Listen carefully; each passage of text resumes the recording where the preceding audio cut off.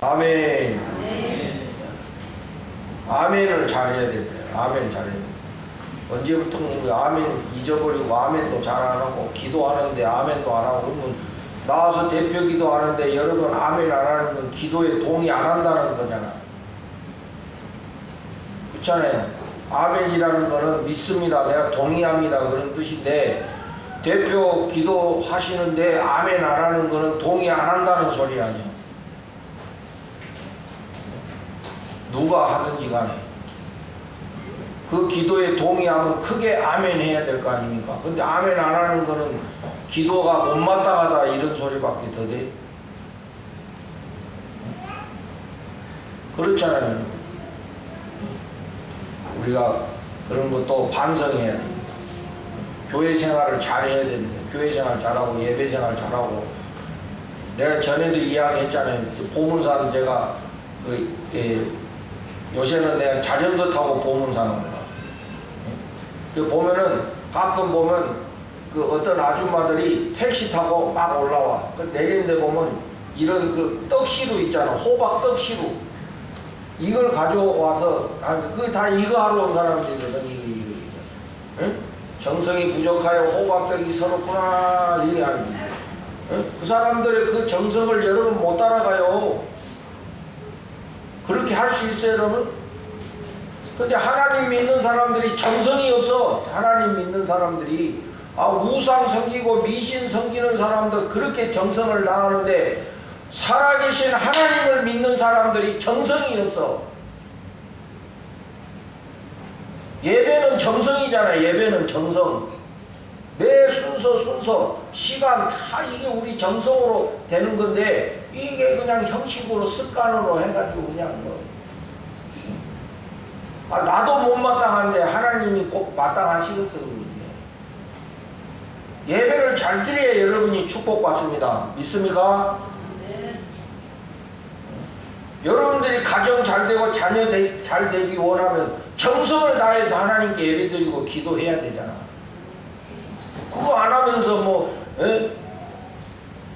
하나님이 우리는 축복 안 하신다 그러면 얼마나 심보가 잘못된 사람들이에요. 내가 이렇게 말하는 거는 다른 게 아니라 여러분들이 축복받아야 되니까 내가 싫은 소리 하는 거예요.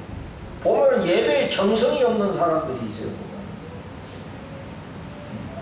하루 이틀도 아니고 그거 기도하면 아멘 해야지. 다들 그냥 꿀먹은 먹은처럼 있으면은 기도에 동의 안 한다는 걸로밖에는 이해가 안 되는 거예요.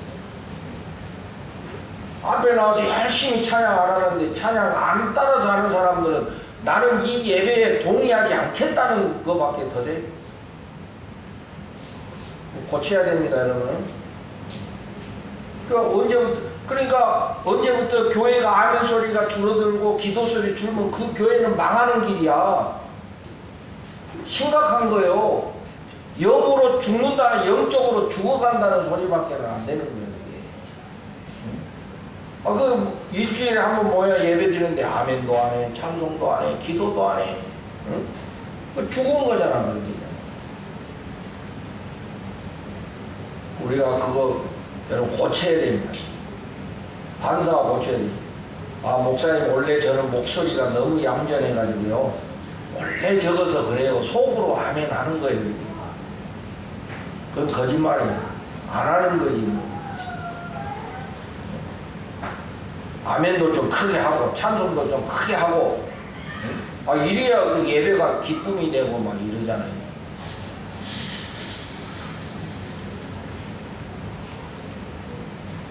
자, 오늘 읽은 이제 말씀에 보면은 이제 바울 선생님이 바울 사도가 구원받은 자로서 어떻게 살아야 되느냐에 대해서 말씀하시면서 오늘 이 14장부터는 교회 안에 문제를 다루고 계십니다.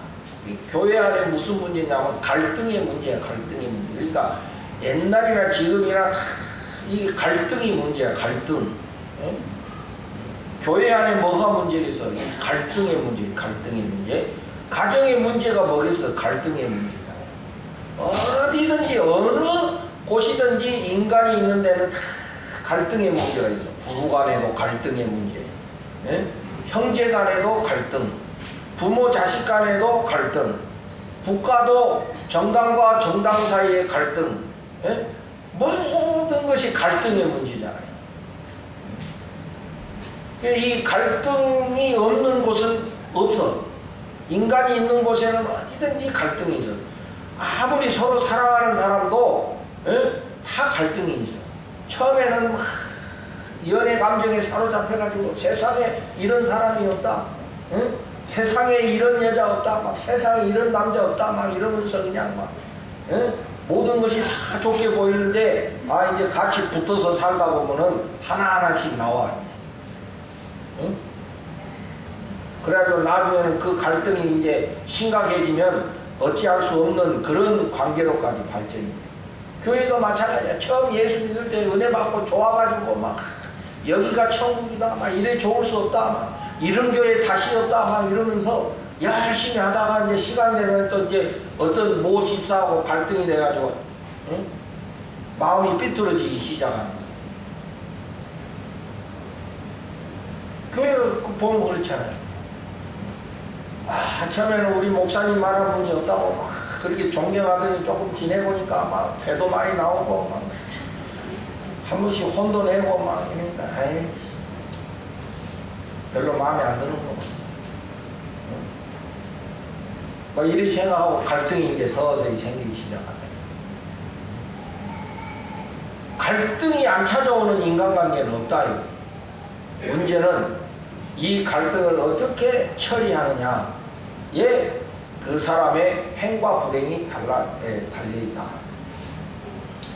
요새 우리 교회도 사회복지 하시는 분들이 꽤 있어요. 보면은 사회복지 공부하면 꼭 갈등론을 공부하게 돼 있어요. 뭐 아무리 좋은 뜻으로 아무리 좋은 일 하자고 모인 거지만은 거기에는 또 갈등이 있는 거거든. 우리가 아무리 뭐 사람들을 도와준다 해도 그 갈등이 있어요. 그러니까 우리는 도와주는데 도움을 받는 사람은 내만 같지 않거든. 응? 나는 정말 최선을 다해서 도와줬는데 그 사람은 이거밖에 안 돼? 응?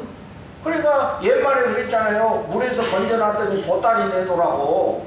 기껏 힘들어서 살길 열어줬더니 나중에는 보따리 내놓으라고 말이지. 지갑까지 다 내놓으라고 말이지. 막 이런 게 인간이다. 이게. 내맘 같은 인간 이 세상에 아무도 없더라 이거야. 마누라도 그렇고 뭐. 심지어는 아버지도 그래. 아버지도 내 맘 같지 않아. 아버지 마음은 아버지 마음이지 뭐.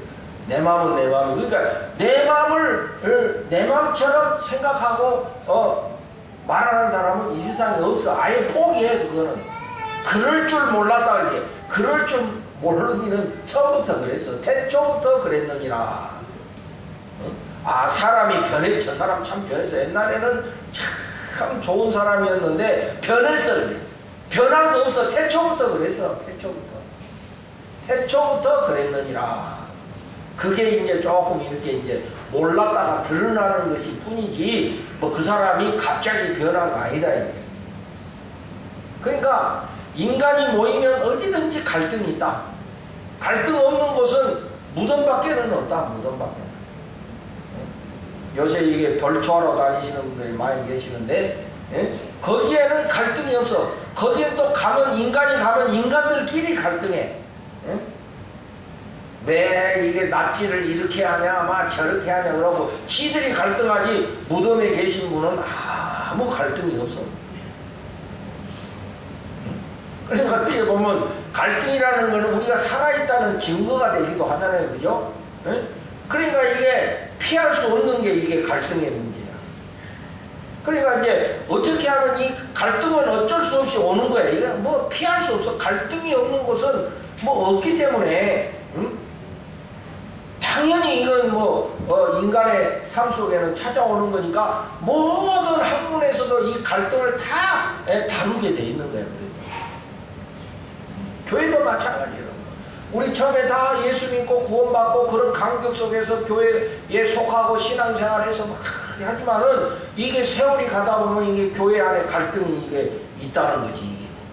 쉽게 해결되지 않는 이런 갈등들이 쫙 마음속까지 표시를 안 낼 뿐이지 이게 마음속에 이게 다 갈등이 존재해. 이게 언제 이게 팍 터질지 모르는 거예요.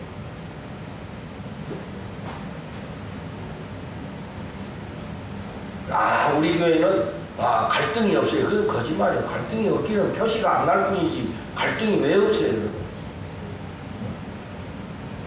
그러니까 이제 이 갈등의 문제를 어떻게 내가 다루느냐에 따라서 우리 삶의 행복과 불행이 갈라지는 거예요.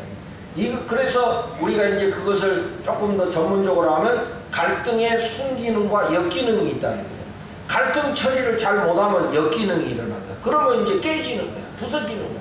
다 파괴되는 거예요. 전쟁할 수밖에 없어.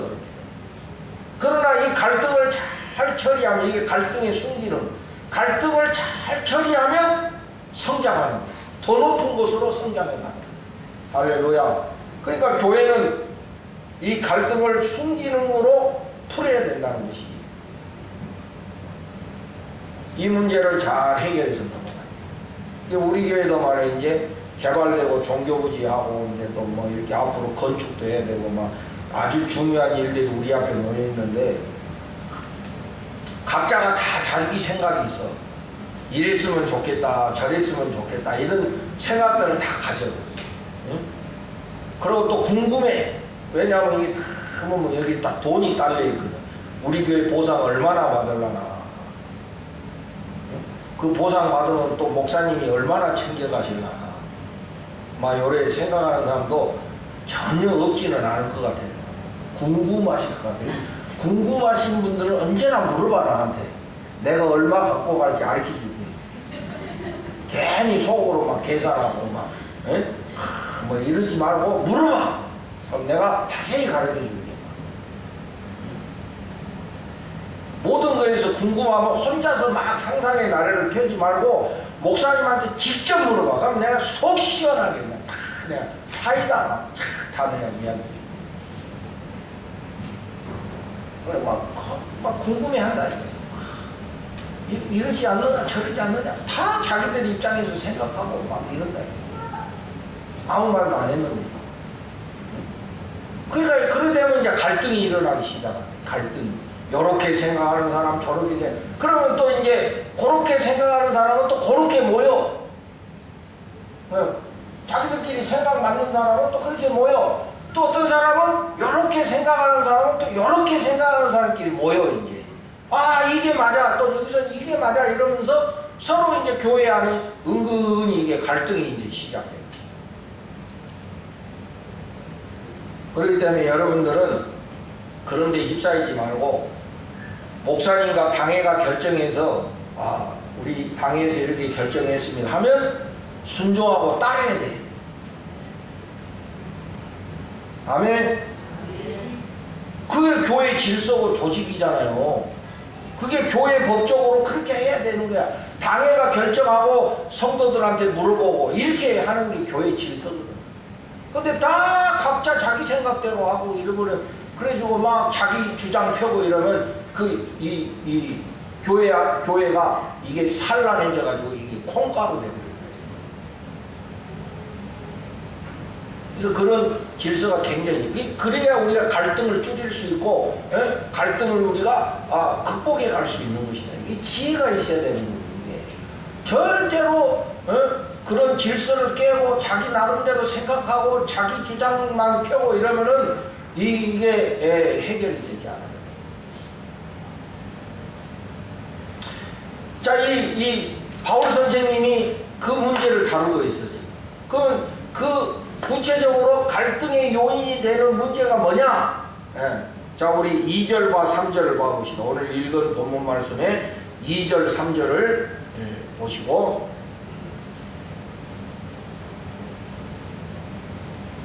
자, 2절, 3절을 다 같이 읽어봅시다. 시작. 어떤 사람은 모든 것을 먹을 만한 믿음이 있고 믿음이 연약한 자는 채소만 먹느니라. 먹는 자는 먹지 않는 자를 없인 여기지 말고 먹지 않는 자는 먹는 자를 비판하지 말라. 이는 하나님이 그를 받으셨습니다.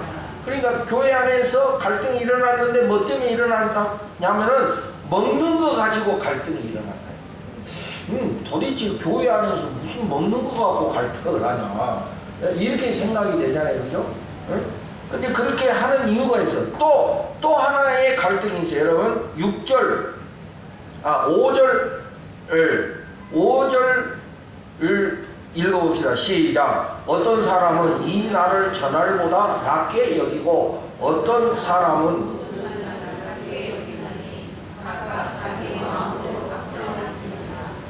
예. 자, 그러면 이제 또 문제가 뭐예요? 날 문제야, 날. 예? 어떤 날이 중요하고 뭐 어떤 날이 덜 중요하고 이게 날을 가지고 이게 서로 갈등을 했다는 거예요. 왜 교회 안에서 음식과 이 날은 절기를 말하는 거거든요. 절기. 이 절기 지키는 거. 예? 예를 들어서 어떤 날에 이사 가야 되느냐, 뭐 주일날 이사 가야 되느냐, 주일날 이사 가지 말아야 되느냐. 쉽게 말하면 직장 생활하는 사람 시간이 없어서 주일날 밖에는 없는데 그러면 언제 이사 가냐. 그것도 인간적으로 이해가 되잖아요. 그죠? 근데 어떤 사람은 아니 믿는 사람이 왜 주일날 이사 가냐, 사고나게. 응? 이래가지고 또 어떤 사람은 됐다 그러고 어떤 사람은 또 안 됐다 그러고 이게 이런 갈등이 되는 거예요. 이제. 근데 왜 그 당시에 이렇게 먹는 문제, 날 지키는 문제가 되냐면 그 당시 교회 안에는 이제 유대인 그룹이 있고 이방인 그룹이 있는 거야. 그러니까 유대인들은 뭐 원래 유대교를 믿다가 예수 믿은 사람들이잖아요. 그리고 이방인들은 그냥 아무것도 없다가 주로 우상 섬기고 미신 섬기다가 예수 믿고 이제 교회에 나온 사람들이에요. 그래서 교회 안에 두 그룹이 있어요. 유대파, 이방파. 이렇게 있는 거예요, 이게. 예배 드릴 때 다 이렇게 한 자리 있어. 그래가지고 이쪽에는 유대인들, 이쪽에는 이방인들, 이렇게 있는 거야. 응? 그런데 숫자적으로 누가 더 많냐? 이방인들이 숫자가 더 많아. 그런데 이제 또 신앙의 깊이로 보면은 유대인 따라갈 수가 없잖아요. 그죠? 이 사람들은 뭐 어릴 때부터 신앙생활 해온 사람이잖아요. 율법을 지키던 사람들이잖아요. 그러니까 이 사람들은 어릴 때부터 지켜온 것이 있어. 그래서 음식도 다 먹는 게 아니야. 구약 성경에 보면은 돼지고기 먹지 말고 삼겹살 먹으면 큰일 나. 응? 유대인들은 그래서 또 뭐 오징어 먹지, 비늘 없는 거 먹으면 안 돼 또. 응? 뭐 이런 게 있어요. 이게 이제 구약의 율법에 보면은 이런 거 먹으면 안 된다. 그리고 되게 보면 채소주의야, 채소주의. 응? 그러니까 이 사람들은 하나님 백성들은 이래야 된다. 음식에 있어서도 구별해야 된다. 이런 신앙을 가진 사람들이기 때문에 예수 믿은 이유도 계속 지키는 거야, 그거를.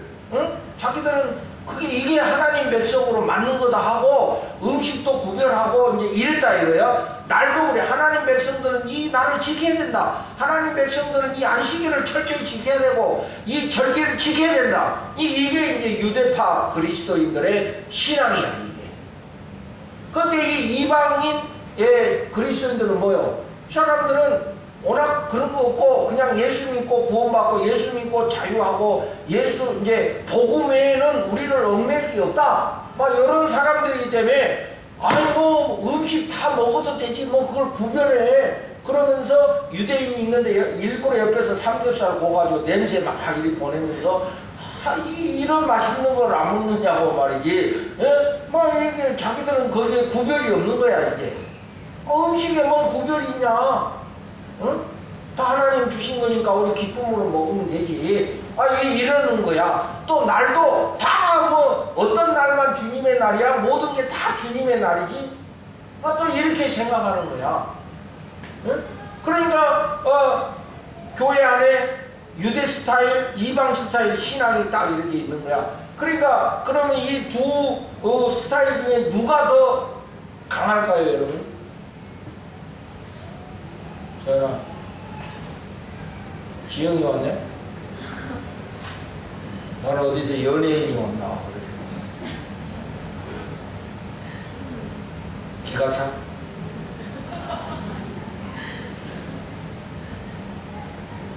뭐 물어보지, 누가 더 목소리, 누가 더 강했겠어요? 어디가 더 강력했겠어? 유대 스타일이 강력했겠어? 이방인 스타일이 강력했겠어? 여러분 생각해요. 유대? 이방? 사람 많은 데가 큰 거야.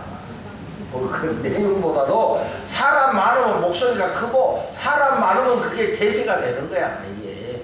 그러니까 당연히 이 이방인들이 많으니까 이방인들이 대세인 거야. 뭐 바울 선생님이 우리한테 전도할 때 예수 믿으면 됐다 그랬지 뭐 율법 지켜야 된다고 언제 그러냐. 우리는 이제 복음으로 율법으로 자유함을 얻은 건데 왜 다시 그걸 돌아가서 지키냐. 이게 이제 대세인 거야. 오히려 유대인들이 소수가 돼버리는 거예요. 그러니까 아니 제발 그런 거 먹는 거 갖고 문제 삼지 말라고 말이지. 다 하나님 주신 건데 먹으면 되지 뭘 먹어야 되고 말아야 되고 이런 거 갖고 맨날 싸우느냐 시비 거냐. 그냥 우리 그냥 합시다. 유대인들은 무슨 말을 하냐. 이게 하나님 백성이라면 이 정도는 지켜야지. 어떻게 그렇게 아무거나 그렇게 구별됨이 없이 그렇게 하느냐. 말 되잖아요 여러분. 그러니까 이제 교회가 뭐 모여서 뭐 하려고 그러면 갈등이 일어나는 거예요. 무슨 뭐 우리가 뭐 이런 잔치 하나 하려고 해도 그 반찬 안 돼. 그 반찬 비늘 없는 건 안 돼. 그러니까 또 이쪽 이권사님 쪽에서 뭐 먹는 게 뭐 문제야. 그냥 먹으면 맛있으면 되지. 이래가지고 이제 문제 되는 거예요. 또 어떤 날 우리 교회에서 뭐 하려고 하는데 그날은 안 돼요. 그날은 무슨 날이에요. 왜 그날 하려고 그래요. 이러고 아니 날은 다 주님의 날이지 뭘 그거 날 가지고 구별하냐. 이렇게 이제 매사에 이게 이제 문제가 되는 거예요. 그럴 수 있겠죠 여러분. 그러니까 여기에 대해서 바울은 뭐라고 말씀하시냐면은 1절을 1절 믿음이 연약한 자를. 믿음이 연약한 자가 누구겠어요 여러분? 유대인이요 이방인이요? 믿음이 연약한 자 유대인이겠어 이방인이겠어? 어떤 사람이 믿음이 연약하겠어? 여기서 믿음이 연약하다는 거는 믿음의 깊이가 약하고 이런 게 아니고 약자를 말하는 거예요. 교회 안에서 약자. 그럼 누구야? 여기서 믿음이 연약한 자는? 유대인들이지. 유대인들이 오히려 약자예요. 왜 숫자가 작아 거기가. 그럼 믿음의 강한 자는 누구겠어? 믿음이 좋아서가 아니고 대세. 그러니까 그 이방인들이야. 오히려 여기 믿음의 연약한 자들은 유대인들을 가리키는 거야. 응? 뭐라고 그래서 다 따라서 너희가 받되. 그럼 너희가 받되 이게 받는다는 게 뭐예요? 용납하라. 용납하라. 다 같이 따라서 합시다. 용납하라. 이게. 나하고 스타일이 달라도 용납하라. 받아들이라. 이 말씀이에요. 그리고 그의 의견을 비판하지 말라. 그런 사람들의 의견도 그 나름대로 또 의미가 있네요. 이렇게 들을 줄 알아야 된다는 소리지. 할렐루야. 용납해야 돼. 우리하고 다른 스타일을 가졌다고 해가지고 자꾸 비판하고 막 정죄하고 이러면은 그 사람도 자기도 나름대로 이게 맞다고 생각하고 하는데 그걸 자꾸 비판하고 정죄하면은 나중에 그게 싸움이 되는 거야. 싸움이. 니만 오느냐?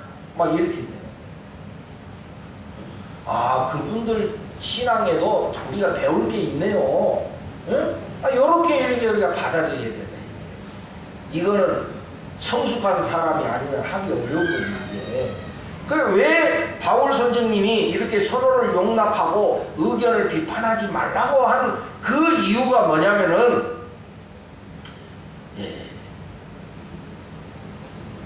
몇 절에 있냐면은 6절 보세요. 6절. 나를 중히 여기는 자도 주를 위하여 중히 여기고 먹는 자도 주를 위하여 먹으니. 그러니까 다 어떻게 보면은 유대인들도 왜 그렇게 음식을 구별하고 나를 구별하냐? 그게 자기들은 주님을 위한 거라고 믿고 그렇게 한다 이거야. 그럼 또 이방인들도 우리가 그 음식에 구별하지 않고 날에 구별하지 않는 거는 그것이 우리는 주님을 위한 거다라고 그렇게 하는 거다. 다 각자가 보면 각자 입장에서 다 주님을 위해서 한다는 거니까, 주님은 한 분이시니까 주님이 노하시지 않았는데 우리가 거기에 대해서 노하고 거절하고 비판하고 이러지 말아라. 여러분 이해됩니까? 주님이 받아주셨는데 뭘 우리가 못 받는다 이렇게 하냐 이 소리야. 주님께서 유대인들도 용납하시고 이방인도 다 용납하셨는데, 주님이 다 용납하셨는데 우리가 용납하지 못하고 그걸 비판하고 정죄하지 말라 이 소리지. 그래서 바울 선생님이 이렇게 말했어요. 8절 다 같이 읽습니다. 8절 다 같이 시작. 우리가 살아도 주를 위하여 살고 죽어도 주를 위하여 죽나니 그러므로 사나 죽으나 우리가 주의 것이로다. 아멘. 어떤 모양으로 하든지 다 우리는 주님을 위해서 하는 거다. 물론 여러분, 어떤 사람 중에 주님을 위해서가 아니라 자기 이익을 위해서 그 스타일을 고집하는 사람도 있을 수 있어. 응? 자기의 어떤 이 욕심을 이루기 위해서 자기 걸 막 주장하는 사람이 있다고. 이런 사람은 우리가 용납하기 어렵지 사실은. 왜냐하면 욕심을 갖고 하는 거니까. 그러나 그렇지 않고 정말 주님을 위해서 하는 거라면 조금 모양이 틀리고 방법이 틀리고 스타일이 다르다 하더라도 우리가 서로 용납해야 된다. 그런 지혜를 우리가 가져야 된다는 것을 오늘 바울 사도께서 말씀해 주시는 거예요. 우리 교회 안에서도 보면 신앙 스타일, 어떤 분들은 막 열정적인 스타일, 또 어떤 사람은 냉랭한 스타일, 이게 있을 수 있다 이거예요. 그거 가지고 이것이 맞다 저것이 맞다 그러면 다 각자가 나는 내가 주님을 섬기는 것은 이렇다고 생각한다. 응? 또 반대 사람은 나는 이것이 주님을 위한 거라고 생각한다. 이렇게 하면은 우리가 그러네요. 그것도 나름대로 의미가 있겠네요. 나는 그거 별로 선호하진 않지만은 그런 방법에도 뭔가 의미가 있네요. 이렇게 우리가 서로를 용납하게 될 때 교회 안에 그런 갈등들을 우리가 극복해낼 수 있다 이 말이에요. 그러니까 나는 그렇게 생각합니다. 우리가 기독교 그러면은 기독교 안에 깨워라 준영아. 민수도 깨우고. 민수 옷 똑바로 아주 칩칩 못해. 옷부터 이불 덮었냐?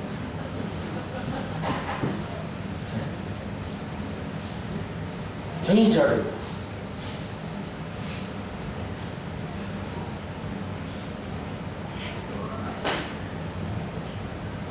이 기독교, 여러분 기독교 그러면 우리 개신교만 있는 게 아니잖아요. 우리가 기독교 그러면 캐토릭, 개신교, 또 그리스 종교, 동방 종교라고도 하죠. 그리스 종교 이런 거 다 해서 기독교라고 해. 기독교 하면 개신교만 말하는 게 아니에요. 그러니까 우리가 원래 교회 역사를 보면은 사실 오늘 우리가 로마서를 공부하지만 로마 교회가 사실은 이 세계 교회의 이 첫 번째거든. 로마 교회가 발전이 돼서 로마 캐토릭이 되는 거 아닙니까?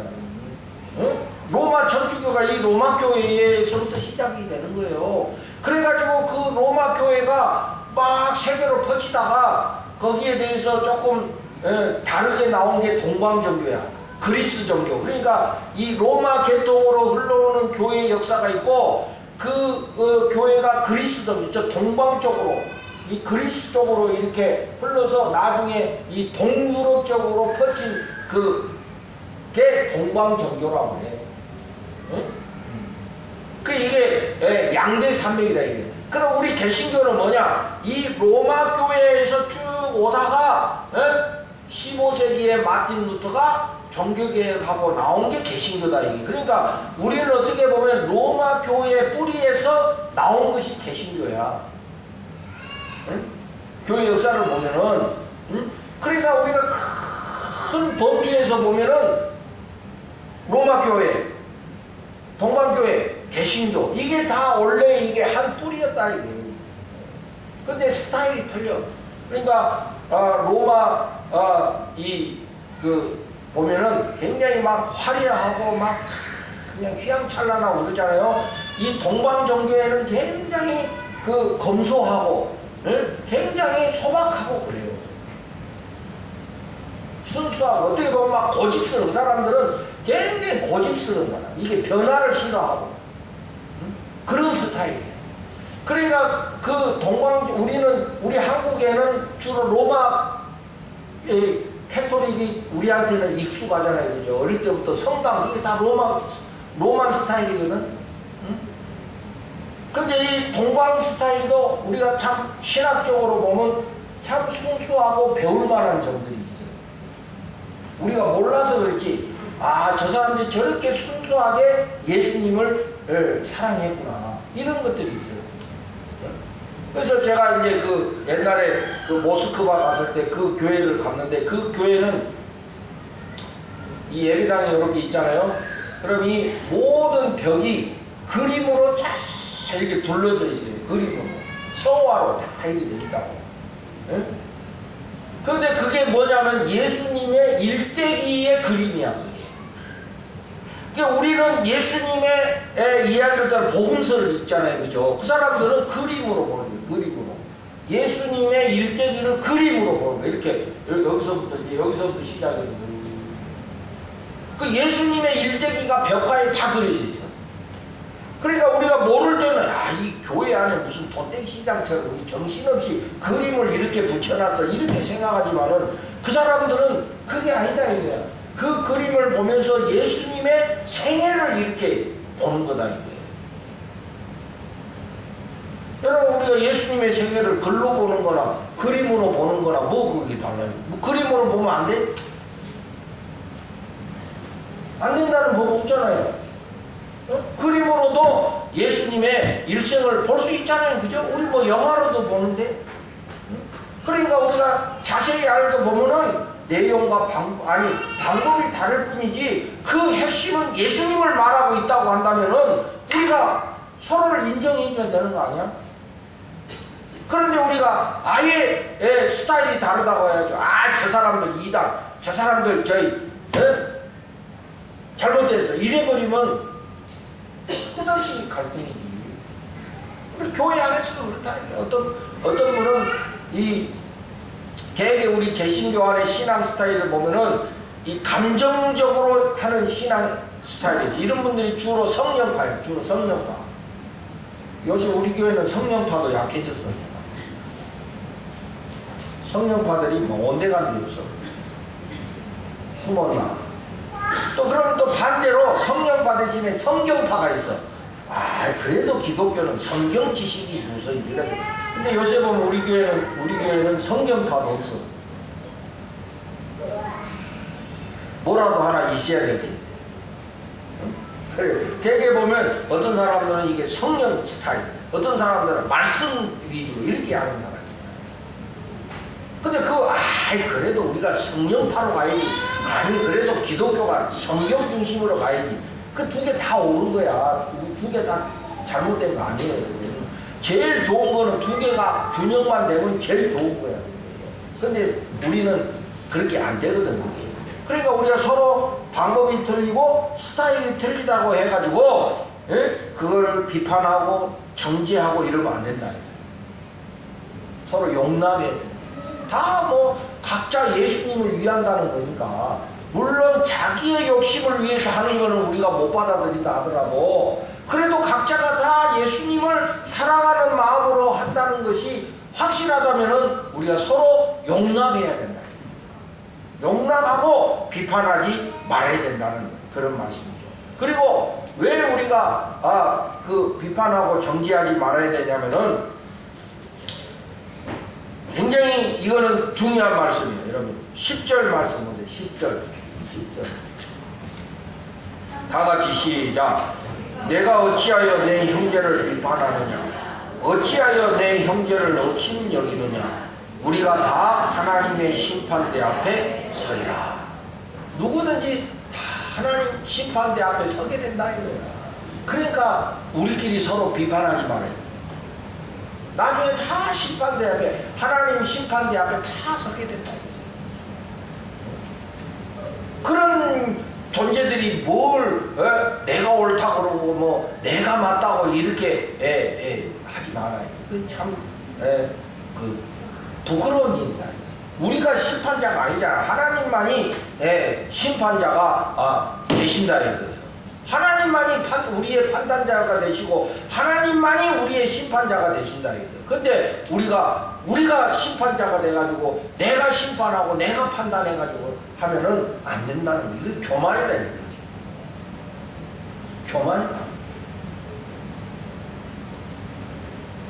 그래서 우리 교회 안에도 얼마든지 갈등이 있을 수 있고, 지금은 없다 하더라도 내일 일어날 수도 있는 것이고, 항상 뭐 갈등의 가능성은 항상 있는 거다. 제발 갈등이 없으면 좋겠네. 그런 사람은 무덤 가시면 돼.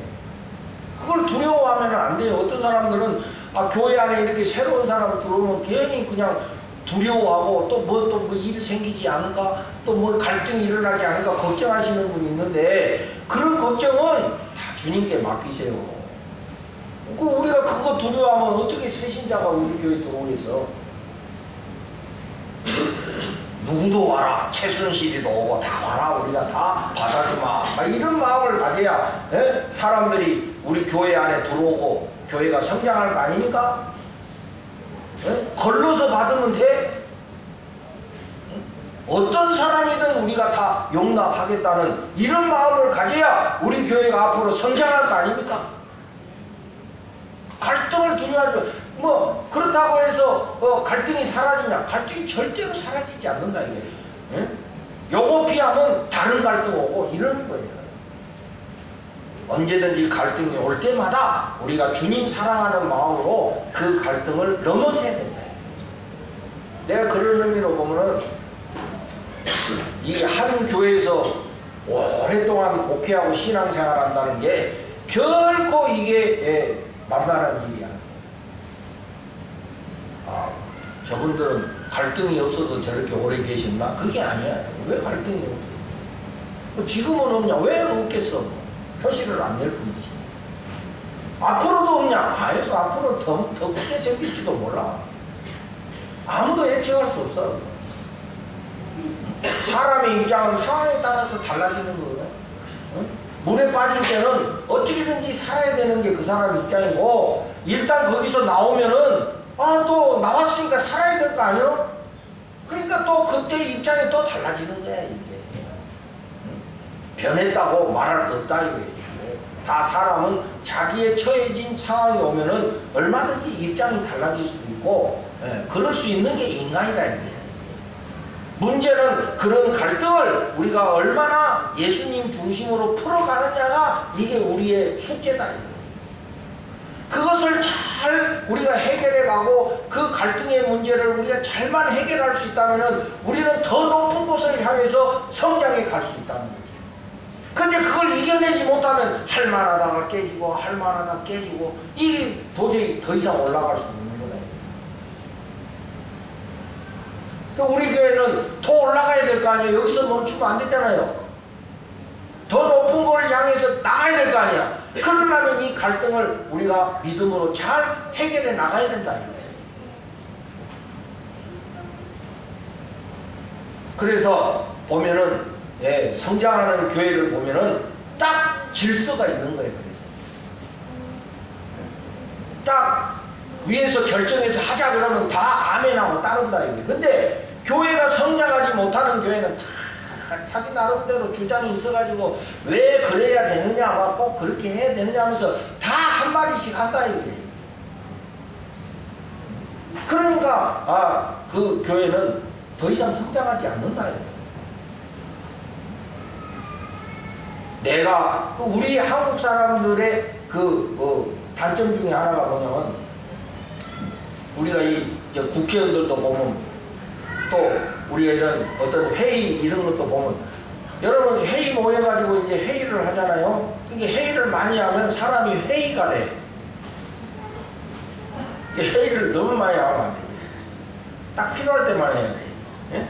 그 회의하면은 의견을 내고, 예? 그 의견에 대해서 이제 찬성 반대를 가지고 서로 막 이제 의논하는 게 회의잖아요. 그러면 막 갑론을박을 해. 예? 이렇습니다, 저렇습니다 하고 막, 그러니까 그게 회의하는 거야. 찬성 말하고 반대 말하고, 이렇게 찬성, 왜 우리가 이걸 찬성하느냐 하고 자기 주장 펼치고, 또 반대에서는 내가 왜 반대하는지 막 증거를 대가면서 막 판단하는 거예요. 그러면 이제 회의 진행하는 의장이, 자, 그러면 우리 찬성 반대 다 들었습니다. 그러면 이제 우리가 결정하겠습니다. 이래가지고 여러분 찬성에 동의하시는 분 손 드세요. 손 들어. 응? 그러면 손 들어. 응? 딱. 그러면 이제 몇 표 나왔어.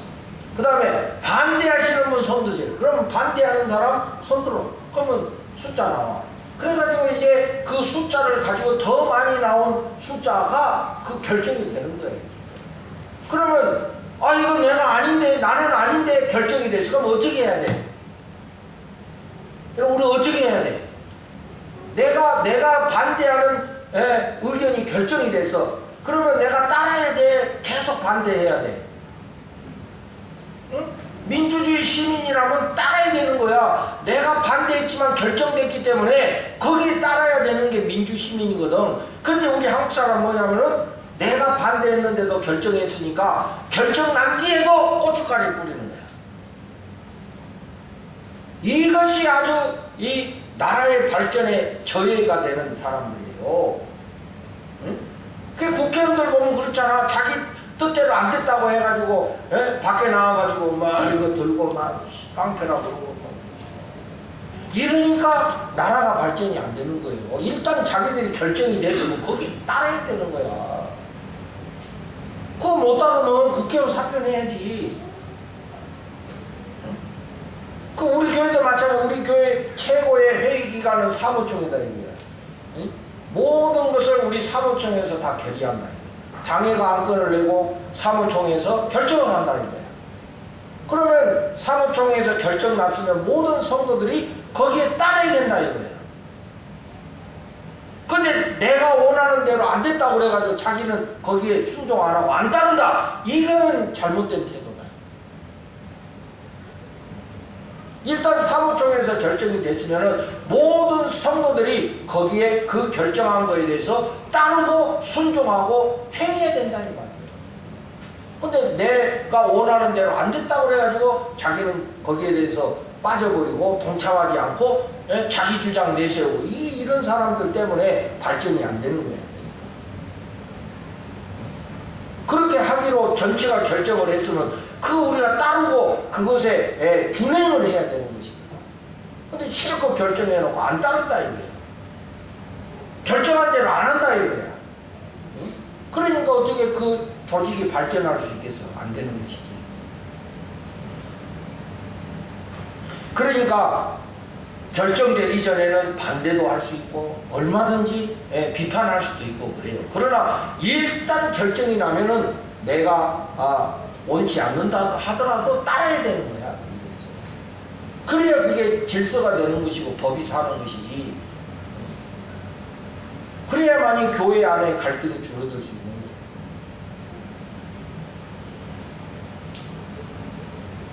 결론은 결국에 교회의 머리는 예수님이시다. 사람이 주가 아니고 예수님이 주인이시다. 예수님이 다 용서하시고 예수님이 다 용납하셨다는데 우리가 그걸 못 받아들이겠다. 우리가 용납하지 못했다는 것은 우리가 주님의 자리를 대신하는 것과 같다 이거. 예를 들어서 주님이 거절하신 분이라면 우리도 거절할 수 있죠. 그러니까 예를 들어서 성경에도 보면은 이단하고는 자리도 같이 앉지 말라고 그랬잖아요. 그러니까 그거는 확실한 거니까 그런 사람들은 용납 안 해야 돼. 이참에 제가 말씀드리는데 많은 분들이 나한테 충고를 하더라고요. 교회가 이렇게 건축을 하고 막 이렇게 개발되고 그러면 신천지가 전략적으로 들어온다. 그래서 어떤 분은 나보고 요 예배당 지을 때는 전도하지 말라 그러는데 그 이상한 사람 들어오면 교회가 파토난다는 거야. 응? 그래도 전도해야지. 이제 잘 우리가 봐야지, 그러니까. 그래가지고 이 신천지들이 전략적으로 들어온다는 거야. 그래도 예를 들어서 요새 신천지들이 몇 구역씩 들어와요. 응? 몇 구역씩 들어온다고. 꾸역꾸역 들어온다니까? 응? 그래가지고 나중에 회의할 때 우리가 뭐 합시다. 그러면 이제 우리 이때까지 사무총회 할 때 여러분 손들고 의견 발표하는 사람 별로 없잖아. 응? 뭐 의견이 있는지 없는지 난 모르겠지만은 전부 다 그냥 뭐 넘어가잖아. 근데 이제 그런 사람 들어오면 아니야. 반대! 손 드는 거야. 그러면 회의 절차에 따라서 숫자로 결정해야 되니까 아 이거 했는데 반대가 더 많이 나와서 그러면 안 되는 거야. 그러면 교회가 이상한 방향으로 가는 거야, 이제 그러면. 그거 뭐, 교회 재산 다 유지재단에 들어있는 거 아닙니까? 그거 말 틀린 말 아니잖아요. 그러니까 왜 꼭 그렇게 해야 됩니까? 찬성 반대. 그럼 반대가 더 많아. 그러면 할 수 없어. 응? 그래가지고 교회가 이상한 대로 흘러가는 그런 교회들이 있다는 거야. 그래서 나보고 그 정말 주의하라고 그러더라고. 장로님들 아시죠? 그래가지고 이거 막 새 사람 온다고 좋아가지고 깜빡 넘어갔다가 나중에 교회가 깜빡 넘어가 버리는 거예요. 그 실제로 그런 일이 나기 때문에 잘 봐야 된다고 그러더라고. 예배 시간에 주로 조는 사람들이 혹시 신천지에서 파견된 사람들이니까 조심해 봐야 돼. 그래서 이게, 이 회의라는 게 그런 거야, 이게. 숫자 많아서 반대가 이기면 어떻게 할 거야? 따라가야지. 응? 그러면 나중에 막 그게 하면은 법적 소송까지 가면, 절차가 잘못되지 않았는데? 할 말이 없는 거야. 그래서 우리 교회가 앞으로 하나님께서 나는 그렇게 믿습니다. 축복해 주시리라 그렇게 믿고, 저는 기도가 그래. 우리 교회 성도님들 하여튼 축복받게 해달라고. 목사가 뭐 그것보다 더 중요한 기도 제목이 뭐 있겠어. 우리 성도들이 축복받아야 나도 복 받는 거 아니야? 여러분들이 맨날 그냥 궁상 떨고 살면 목사도 궁상 떨고 살 수밖에 없잖아. 여러분들이 축복받아야 나도 축복받을 거 아니요? 인간적으로 이야기해서, 여러분들이 맨날 빚에 시달리고 그냥 막 맨날 전전긍긍하고 그러면, 목사도 전전긍긍할 수밖에 없지. 응? 그래가지고 교인들이 맨날 그래가지고 헌금도 안 하고, 헌금 생활도 안 하고 그러면 교회가 재정적으로 약하면 누가 제일 힘들어? 목사가 제일 힘들지. 뭐 여러분들이 뭐 따로 나한테 봉투 주는 것도 아니잖아. 응? 그러면 누가 힘들어서 목사만 했겠거리고 힘들어. 그럼 목사가 맨날 힘들다고 말할 수 있어? 믿음으로 살아야지. 응? 그러니까 목사가 할 수 있는 거는 하나님 우리 성도들을 축복해 주옵소서. 우리 성도들 다 11조 하게 하옵소서. 응? 11조 못하는 사람 아무도 없게 하시고 다 축복받게 하옵소서. 이거는 어떻게 보면 목사의 생존을 위한 기도야. 응? 그래서 하나님 은혜를 깊이 깨닫고 하나님을 위해서 헌신도 많이 하고, 응? 그래서 우리 목사들끼리 만나가지고 어떤 목사들 제일 성질나는 목사들, 우리 교회 성도가 이번에 몇 천만 원 헌금했다는 거야. 겉으로는 훌륭하지 이래. 그럼 속으로는 우리 교회는 11조들도 안 하던데. 이러면 이거 참 참 초라한 거예요, 그죠? 똑같은 하나님 믿는 사람들, 어떤 사람들은 그렇게 적극적으로 헌신하는데, 어떤 사람은 그냥 기본도 안 해가지고 이제 이런. 그러면 그게 교회 차이가 나는 거야. 그런 사람이 많을수록 교회가 풍성해질 거고, 사역이 풍성해질 거고, 안 그러면은 맨날 전전긍긍하고, 그렇고 뭐 뻔한 거 아닙니까? 그러니까 그 목사가 할 수 있는 거는 어떻게든지 우리 성도들이 축복받는 것이 그게 중요한 거니까 그 기도를 안 할 수가 없다 이게. 그래서 여러분 더욱더 이런 주님의 사랑을 알고 우리 교회가 이 갈등을 잘 잘 믿음 안에서 해결해 나가면서 더 높이 더 크게 성장하는 우리 신일교회가 되어지기를 주님의 이름으로 축복을 드립니다.